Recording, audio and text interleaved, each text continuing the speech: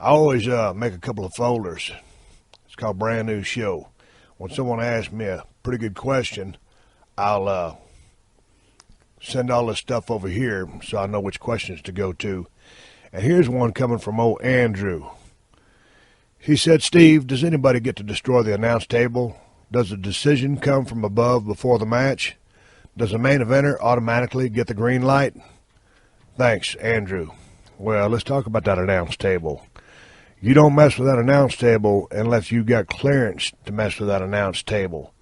Those are the guys calling the match for television, and whether it's a Spanish announce table, which is always the sacrificial lamb, as we know, and then for a heavy-duty angle, you have the American announce table. So you got to get cleared to destroy that announce table. Don't even mess with it. Don't pull the hood off of it and start pulling all the monitors out unless you've been cleared. You mess with that announce table without getting any clearance or anything, you're going to get your ass chewed out big time.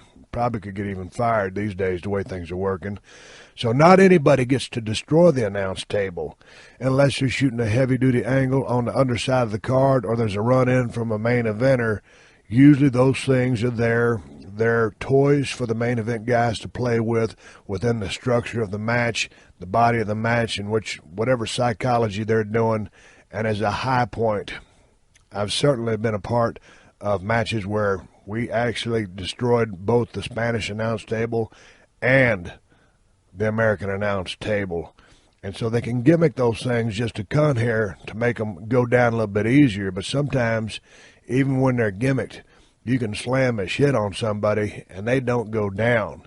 And I believe this happened in one of the matches I was in with The Rock, and it was WrestleMania. It might have been the match right after WrestleMania 17 where I fought Rock the next match, and I had him laid out on the table, and I jumped off of the side of the apron and dropped an elbow on his throat, and the table didn't break.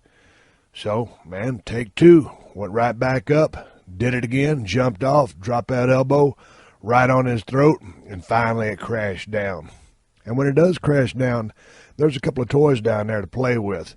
And one of the things, like I mentioned on the WrestleMania 17 match, if I ever blew up or just got a cotton mouth, as we call it in the ring, where you can't hardly make any spit, I'd always reach underneath that announce table and grab me a little swig of water and then go back to the task at hand. And if you remember in that one match, The Rock actually introduces the water. He takes a drink and spits it all over my face. Well, it was a great moment, but he didn't just grab that water just to spray it in my face. That was an afterthought and an idea on his part. He was basically doing that to get himself a drink of water in the middle of a match. So, of course, since he did that, I had to reverse the tables and do the exact same thing to him. So in that match, he does it to me first, and then I get my water, take a little swig, and spit it right back in his face. So it was like tit for tat. But the reason he did it was to get a drink of water. And so since he got a drink of water, I got one too. Now, the main eventer automatically does not get the green light unless they clear it with whoever's running the match, Vince, whoever it is. And that's how the announce table goes down.